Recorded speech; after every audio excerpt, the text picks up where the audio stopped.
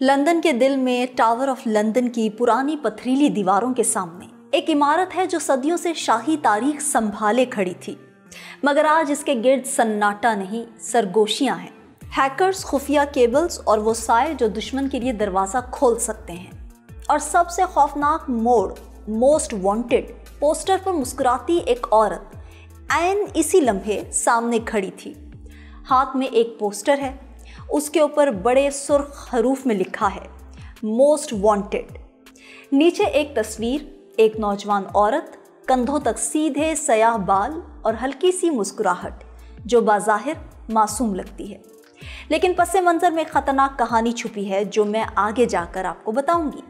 इस तस्वीर के नीचे बरतानिया का फ़ोन नंबर और इस औरत के बारे में कुछ हिदायत लिखी हैं कि मालूमात दें और $10 लाख का इनाम पाएं। आप 92 न्यूज़ डिजिटल पर मेरा व्लॉग देख रहे हैं और मैं हूं सबा चौधरी। व्यूअर्स, ये औरत कोई और नहीं, कार्मेन लो है। 30 साला साबिक ज़िले काउंसलर, हांगकांग की जमहूरियत नवाज तहरीक का चेहरा, जो 2021 में चीन के क्रैकडाउन से बचने के लिए बरतानिया भागी और आज वो सबके सामने खड़ी है। बरतानिया में रॉयल मिंट कोर्ट के सामने ये वही जगह है जहां कभी बरतानवी शाही सिक्के तैयार किए जाते थे, लेकिन अब ये जगह एक और ताकत के हाथ में है। चीन ने 2018 में इसे 255 मिलियन पाउंड्स में खरीदा। मंसूबा ये है कि यहाँ पर यूरोप का सबसे बड़ा चीनी सफारतखाना बनाया जाए। 20,000 मुरब्बा मीटर का कला मौजूदा चीनी सफारतखाने से कई गुना बड़ा। ये इमारत टावर ऑफ लंदन के ऐन सामने है।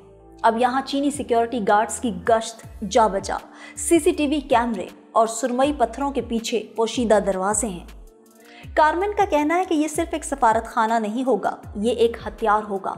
यहाँ मुखालफिन को हरासा किया जाएगा, हिरासत में रखा जा सकेगा और जासूसी की जाएगी। ये खदशा बेबुनियाद नहीं। मैनचेस्टर में 2022 का वाकया याद है, जब हांगकांग के मुजाहिरीन को चीनी कौंसल खाने के अंदर घसीट कर मारा गया था। असल डर यहाँ ख़त्म नहीं होता। इस इमारत के नीचे वो सुरंग है जो 1985 में तामीर हुई दरियाए थेम्स के नीचे से गुजरती हुई फाइबर ऑप्टिक केबल्स ले जाने के लिए। ये केबल्स लंदन के सैकड़ों बैंकों और कंपनियों का डाटा ले जाती हैं।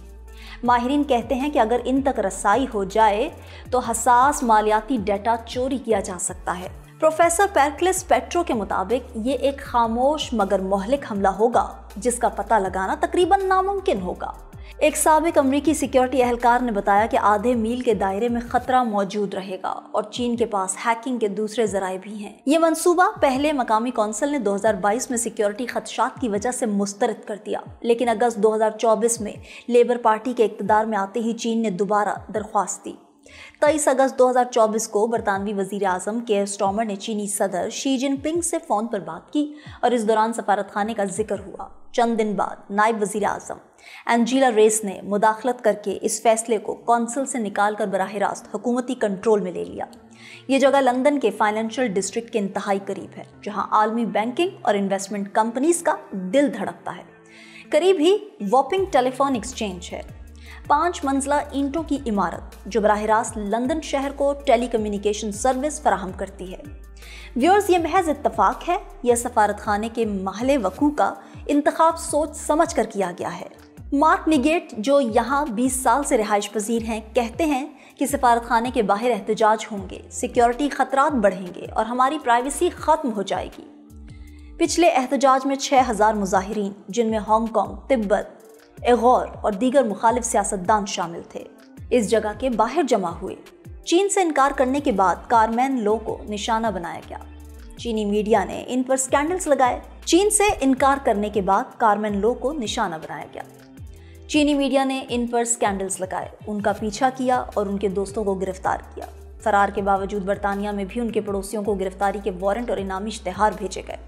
कार्मेन लो कहती हैं कि चीनी हुकूमत बैरून मुल्क भी मुखालिफिन को मारने की कोशिश करती है। मैं जानती हूँ अगर मुझे इस इमारत में ले जाया गया तो फिर मैं बाहर नहीं आऊँगी। स्टीव सांग SOAS चाइना इंस्टीट्यूट के डायरेक्टर कहते हैं कि चीन 1949 से किसी को सफारतखाने के अंदर कैद करने का रिकॉर्ड नहीं रखता, लेकिन वो मुखालिफिन की निगरानी ज़रूर करते हैं, ख़ासतौर पर तलबा, साइंसदान और कारोबारी अफराद। चीनी सफारतखाने का मौक़िफ़ है कि यह मंसूबा चीन और बरतानवी अवाम के दरमियान दोस्ती को फ़रोग़ देगा। मुखालिफ कुव्वतें सिक्योरिटी खदशात को बहाना बना रही हैं। क्या ये सफारत खाना वाकई एक सकाफती मरकज़ होगा या एक निगरानी का अड्डा?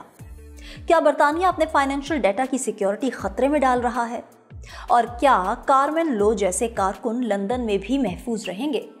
व्यूअर्स, एक तरफ चीन कहता है ये दोस्ती की अलामत है, दूसरी तरफ मुखालिफिन कहते हैं ये जासूसी का कला है। मगर लंदन की गलियों में चलती ये सरगोशियां किसी बड़ी कहानी का आगाज लगती हैं। आज एक सफारत खाना है, कल शायद डाटा सेंटर और परसों कभी कभी सबसे खतरनाक हथियार या बारूद। फिल वक्त मुझे दें इजाजत, अल्लाह ने के बाद।